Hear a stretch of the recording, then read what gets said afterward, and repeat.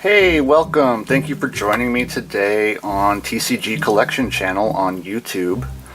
Today we're going to do something a little different. I was hoping to show you my comic book collection.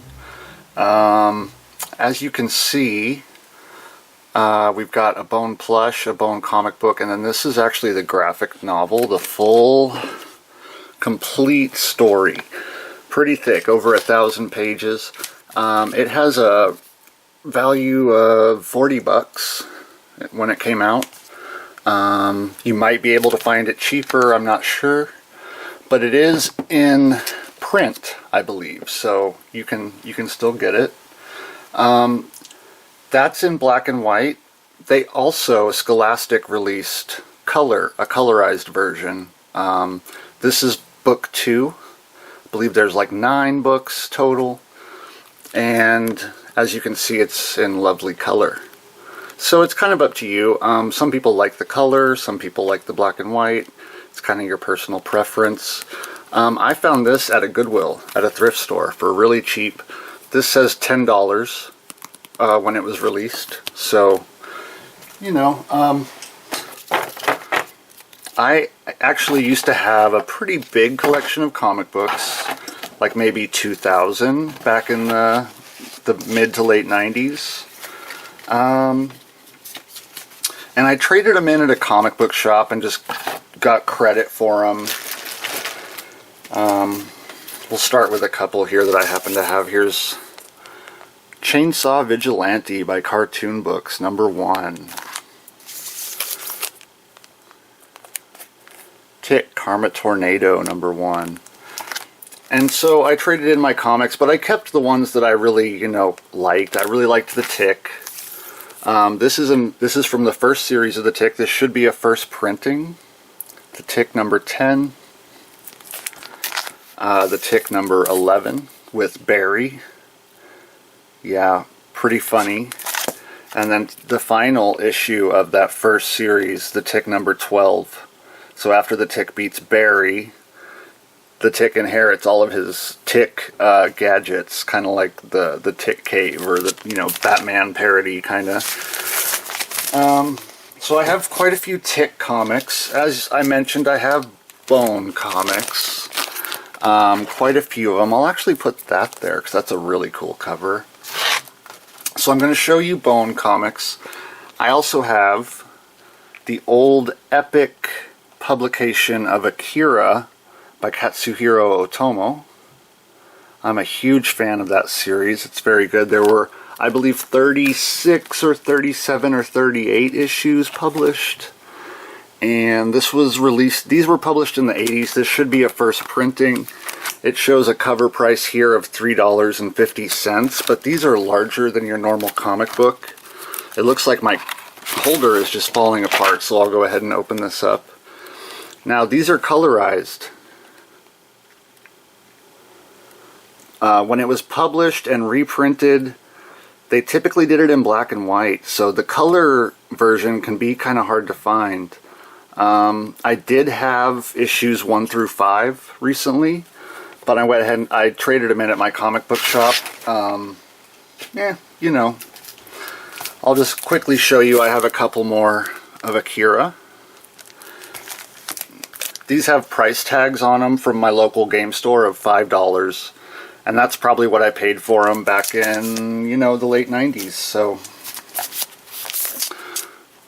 if you're not familiar with Akira, it's great. I recommend the anime. It is for a mature audience.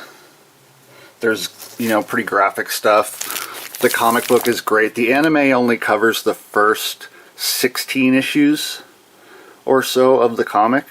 And there's 36 or 38, so starting here and on, the anime doesn't even begin to tell you what happens. And so, fantastic cover art, Tetsuo and Akira.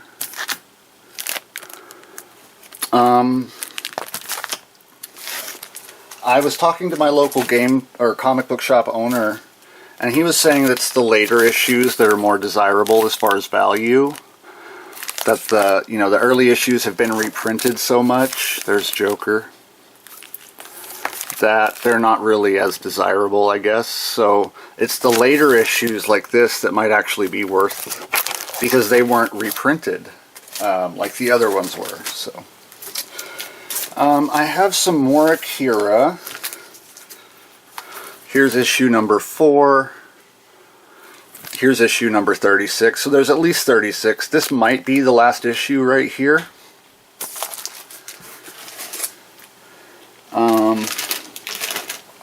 I still have quite a bit more to show you. Not sure if we'll actually do all of this in one video. This is Hellboy, Seed of Destruction number 2. Here's number 3. Here's number 4. I might have number 1. Those have a price tag on them of like $3 to $4. You know, I basically bought them for pretty close to cover price. I have another one of these. I believe that's like issue number 50 or something like that. Or just a special issue that they did. Next, we'll just go through these pretty quick. Here's League of Extraordinary Gentlemen number 1. Now, these I don't remember ever reading these. I may have. Not sure why I hung on to them. Maybe someone gave them to me. I'm not sure. Pretty cool. It's always nice to have some comics that you haven't read, if you feel like, you know, reading something new.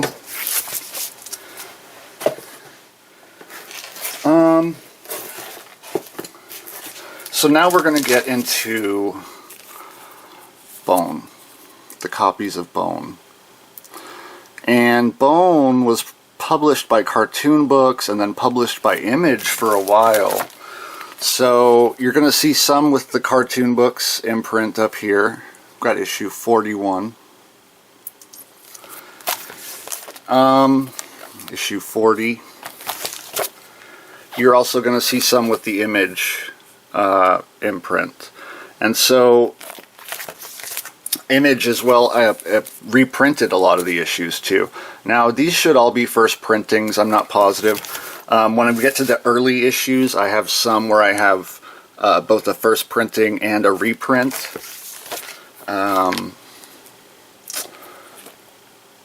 These are not necessarily super valuable. These are all black and white. The original comics were all black and white.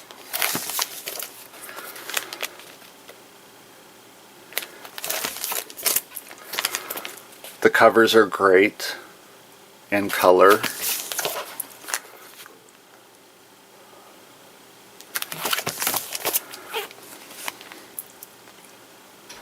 There's Rockjaw. I started reading Bone in the mid-90s. I think the first issue I read was number 13 and really liked it and just started collecting all that I could from there. And that was when it was really being published, so I wasn't too far behind when it was being published. So I was able to keep up with the story as it was being released.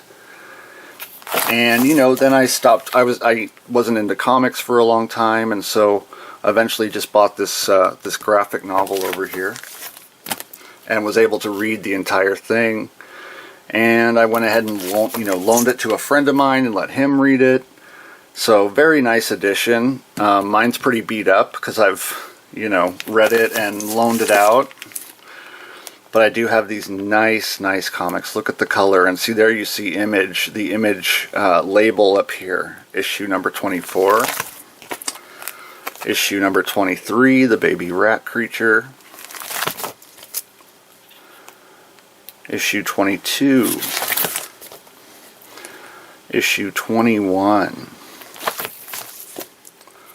Okay, and we're back to the Cartoon Books imprint. Issue number 20. Yeah, I believe Bone was published by Image for a while, just for financial reasons. It just kind of made sense for them. It was an indie comic before that, I guess you could call it. Yeah, I've been a fan for a long time. I just ordered some Bone trading cards that I'm hopefully gonna share with you on the channel when they show up.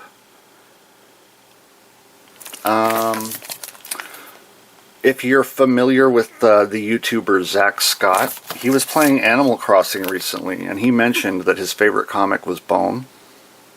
So I thought that was really cool. Shout out to Zach Scott.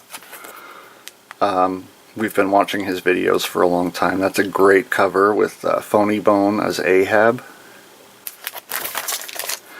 The comics they have a panel from the comic as well on the back. Here's issue number 12.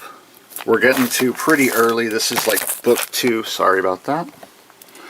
So you can see the difference in these. This is the same issue, but one has this color for the logo. This is probably the reprint. And we have the Great Cow Race. Grandma Ben versus the cow, number 10. And so this is probably the first print. This is probably the reprint. So yeah, that's most of my comic book collection. I do have a little bit more to show you. We'll probably edit this a little bit. I'm not sure if you'll see all of this. These are some comics that I just found at a local thrift shop. And I grew up as a big fan of X-Men, and this was about the time that I stopped collecting X-Men comics. So I found these at a local store for pretty cheap, basically, you know, less than cover price. And I'll open those up and show you. But there was some cool, there's an old X-Factor issue, X-Men Unlimited. Here's a Captain America and a Dick Tracy comic book. But I do have several of these. Pull them out here. I love this artist. Let's see. I can't remember if that's one of the Kuberts. I was hoping I could see his name. Okay, there's Andy Kubert right there. So maybe this is right here.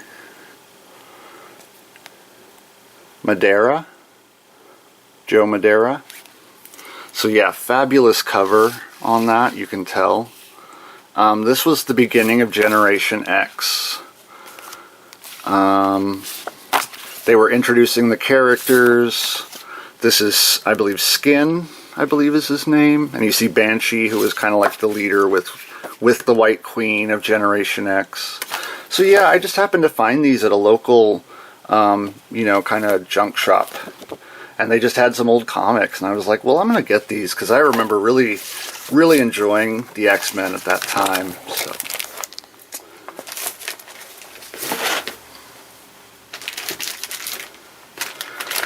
I'm not going to go through these all, but I do have some copies of Nexus, and there's quite a few of them in here.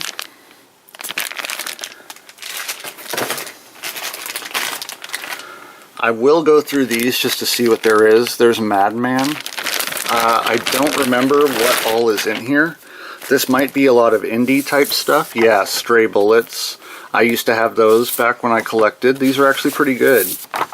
These I'm not familiar with. Penny Century. Measles. Yeah, in the comments, let me know if you're familiar with any of these or what you think of the collection. Like I said, I'm not sure how I got my hands on these. They're just kind of thing. I used to just hold on to whatever I could, I guess. So that's kind of the nature of collecting. So we also have a big pack of The Invisibles. That's a Vertigo title. There's a couple of volumes of this, so I'm not sure if this is volume 1 or 2, but I think, you know, like there's quite a few issues in here. I think I have most of the issues. And Transmetropolitan. And like I said, there's a lot of issues of that. And The Invisibles, volume 2. So yeah, that's pretty much all the comics I have. I think I might have some Tick comics floating around somewhere else. Let me know what you liked in today's video. Is there anything that really interested you, or, you know, I might do a giveaway in the future if this gets a positive response. I have plenty of Bone comics. I could certainly send someone some. That's going to wrap it up for this video. Thanks so much for joining us. We'll be back with our regular content soon, so stay tuned, subscribe, hit that like button.